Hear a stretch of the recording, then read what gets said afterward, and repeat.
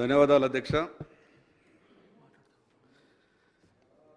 మేమెంతో మాకంతా అనే నినాదం మాకున్నా, మీరెంతున్నా మీకింతే అనే నినాదం పార్టీలది, ప్రభుత్వాలది. మేము ఏ పరిస్థితుల్లో ఉన్నామనంటే అధ్యక్ష, ఎన్నికల సమయంలో మాత్రమే బీసీలకు రాజకీయ రిజర్వేషన్లు కానీ బీసీలకు చేసేటటువంటి లబ్ధి గురించి కానీ చర్చకు వస్తాయి. నేను ఏ ఒక రాజకీయ పార్టీనో ఏ ఒక ప్రభుత్వాన్ని గురించో నేను అంటలేను అధ్యక్ష. బడ్జెట్లో కేటాయింపులు కూడా ముందుగా ఈ బీసీ కులగణన తీర్మానాన్ని ప్రవేశపెట్టినందుకు ప్రభుత్వాన్ని మనస్ఫూర్తిగా నేను అభినందిస్తున్నా సార్. ఎందుకంటే ఆలస్యంగానైనా సరే ప్రభుత్వానికి ఆలోచన వచ్చింది, బీసీలకు న్యాయం జరుగుతుంది అనేది ఒక ఆశతోని మేమంతా కూడా ఎదురు చూస్తున్నాం సార్. మీ అందరికీ తెలుసు అధ్యక్ష, గతంలో కూడా జాతీయ బీసీ కమిషన్లు ఉండే. బీసీ కమిషన్లు ఉన్నప్పటికీ అవి కోరలేని పాము తీరుండే.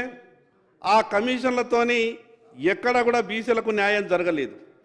కానీ నరేంద్ర మోడీ గారు 2014లో ప్రధానమంత్రి అయిన తర్వాత నేషనల్ బీసీ కమిషన్కు చట్టబద్ధత కల్పించినటువంటి విషయం కూడా మీ అందరికీ తెలుసు.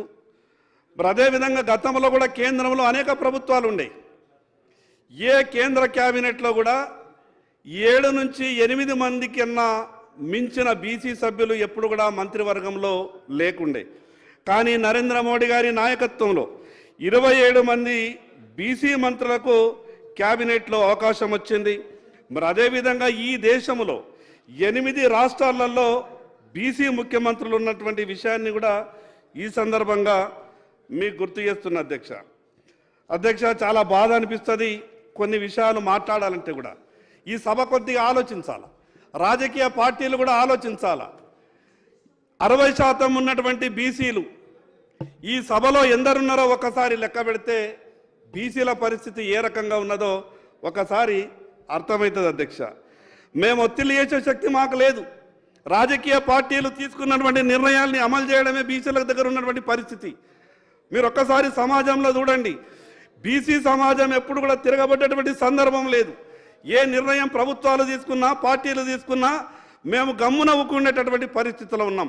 ఏమన్నా అంటే ఏమంటారంటే అధ్యక్ష, ప్రతి పార్టీ, ప్రతి ప్రభుత్వం బీసీ కులాలలో ఉన్నటువంటి కుల వృత్తులకు సహకారం అందిస్తాం. అంటే మా తాతలు సబ్బులు పెట్టి బట్టలు ఉతికిండ్రు, మా తండ్రులు మంగళ కత్తి బట్టి మంగళ పని చేసిండ్రు, మీరు కూడా అందులోనే ఉండుండ్రి, బయటకు ఏమాత్రం వచ్చే ప్రయత్నం చెయ్యకుండి, మీరు బీసీలలో పుట్టిండ్రు కాబట్టి కుల వృత్తులకు సహాయం చేస్తామంటారు. చాలా గొప్ప విషయం అధ్యక్ష, సంతోషం. కుల వృత్తులు చేసేటటువంటి వాళ్లకు సహాయం చేస్తామంటే చాలా సంతోషం. ఈరోజు బంగారం తయారు చేసేటటువంటి స్వర్ణకారునికి ఒక బంగారం దుకాణం పెట్టుకుంటామని బ్యాంకుకు పోతే సాయం దొరకదు. మిగతా వాళ్లకు ఆ కుల వృత్తికి సంబంధం లేకున్నా ప్రభుత్వం నుంచి సబ్సిడీ వస్తుంది, బ్యాంకు ద్వారా సాయం దొరుకుతుంది.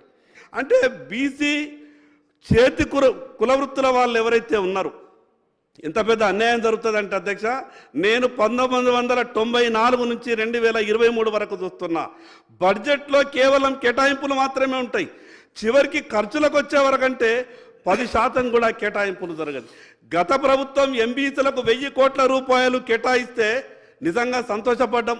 నిజంగా 1000 కోట్ల రూపాయలన్నీ కూడా ఖర్చు చేస్తారేమో, ఎంబీసీలకంతా కూడా సాయం దొరుకుతుందేమని అనుకున్నాం. కానీ 1000 కోట్లు ఎంబీసీలకు కేటాయిస్తే 10% కూడా ఖర్చు కాలేదు. నేను ఎందుకు ఈ విషయం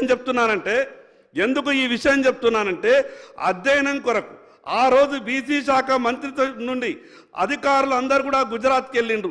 గుజరాత్ రాష్ట్రం చాలా గొప్పగా చేసింది. ఆ రకంగా బీసీలని ఆదుకునే విధంగా మేము కూడా తెలంగాణ రాష్ట్రంలో అక్కడ ఉన్నటువంటి విషయాలన్నిటి కూడా మేము బాగా స్టడీ చేస్తాం, తెలంగాణలో అమలు చేస్తామని ఆ రోజు ప్రభుత్వంలో ఉన్నటువంటి పెద్దలు చెప్తే మేము చాలా సంతోషపడ్డాం. కానీ ఏమైంది అధ్యక్ష, ఇక్కడ రాష్ట్రంలోకి వచ్చిన తర్వాత బడ్జెట్లో పెట్టినటువంటి 1000 కోట్లు ఖర్చు కాలేదు. అక్కడ గుజరాత్లో అమలైనటువంటి స్కీములు కూడా చర్చకు రాలేదు.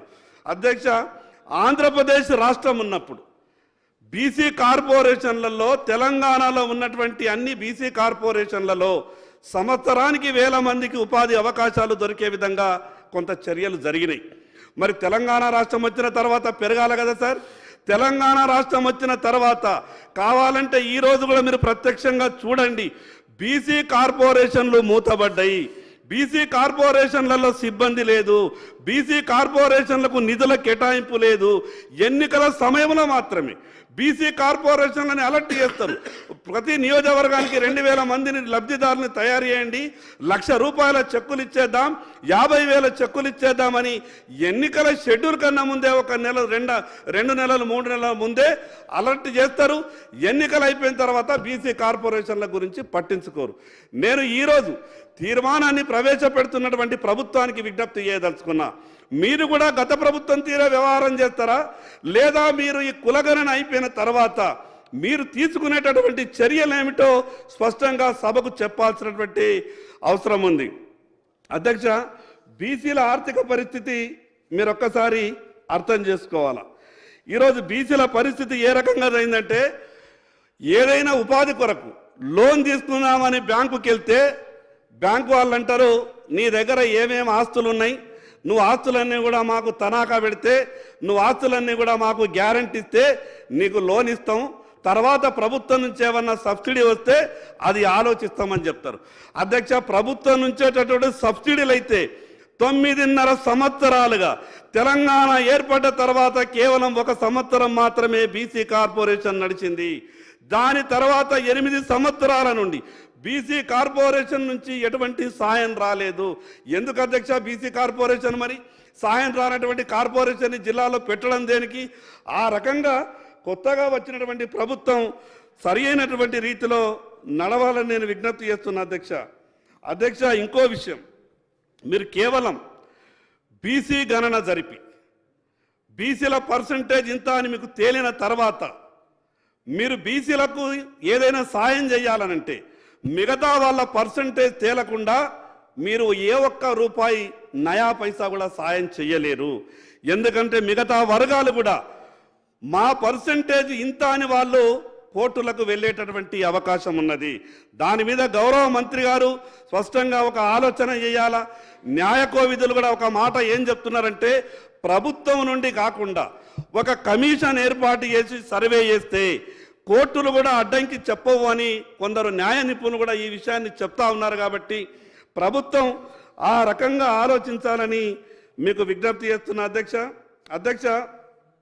బీసీల గురించి మీ కులగణన తేలే వరకు, మీరెంతున్నారో మాకు తెలిసే వరకు మీకు మాత్రం మేము గింతే ఇస్తామనంటే ఏ ప్రభుత్వమైనా ఆ నినాదం నుండి బయటకు రావాలా.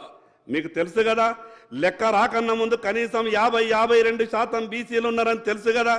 రాజకీయ పార్టీలైనా ప్రభుత్వం ఏర్పడ్డ తర్వాతనైనా కనీసం 30-40% ఆ వర్గాలను పెట్టుకునే విధంగా ప్రయత్నం చేయాలా. గతంలో ఉన్నటువంటి టీఆర్ఎస్ ప్రభుత్వం అట్లనే చేసింది, ఈరోజు ఉన్నటువంటి కాంగ్రెస్ ప్రభుత్వం కూడా అట్లనే చేస్తున్నది. ఎందుకు చేయద్దు అధ్యక్ష? ఈరోజు 50% ఉన్నటువంటి ఎమ్మెల్యేలు కాంగ్రెస్ పార్టీలో కూడా గెలిచిండ్రు. ఈరోజు 50% ఉన్నటువంటి ఎమ్మెల్యేలు గతంలో టీఆర్ఎస్ పార్టీలో కూడా గెలిచిండ్రు. ఆ ప్రభుత్వం ఏర్పడ్డప్పుడు బీసీలకు సముచిత న్యాయం దొరకది, ఈ ప్రభుత్వం ఏర్పడ్డ తర్వాత కూడా బీసీలకు సముచిత న్యాయం దొరకది. కేవలం మేము చర్చలు చేస్తాం, చర్చల ద్వారా బీసీల దృష్టిని ఆకర్షించే విధంగా ప్రయత్నం చేస్తామనంటే అది ఏ పార్టీ అయినా కూడా సరి అయినటువంటి పద్ధతి కాదని మీ ద్వారా ప్రభుత్వానికి చెప్పదలుచుకున్నాం అధ్యక్ష. మరి అధ్యక్ష, సర్వే చేస్తున్నప్పుడు, కులగణన జరుగుతున్నప్పుడు టైం బాండ్ కూడా ఫిక్స్ కావాలా. ఎందుకంటే గతంలో కూడా ఎస్కేఎస్ సర్వే జరిగింది. తెలంగాణ రాష్ట్రం వచ్చినటువంటి మొదటి రోజే సకల కుటుంబ సర్వే జరుగుతున్నది. ఈ భారతదేశంలో ఉన్నటువంటి ఎక్కడ ఉన్న తెలంగాణ వాసి లేదా ప్రపంచంలో ఉన్నటువంటి ఏ తెలంగాణ వాసి అయినా మీ ఇంటి దగ్గర ఉండండి, లేకుంటే మీరు తెలంగాణలో ఉండరు అనే విధంగా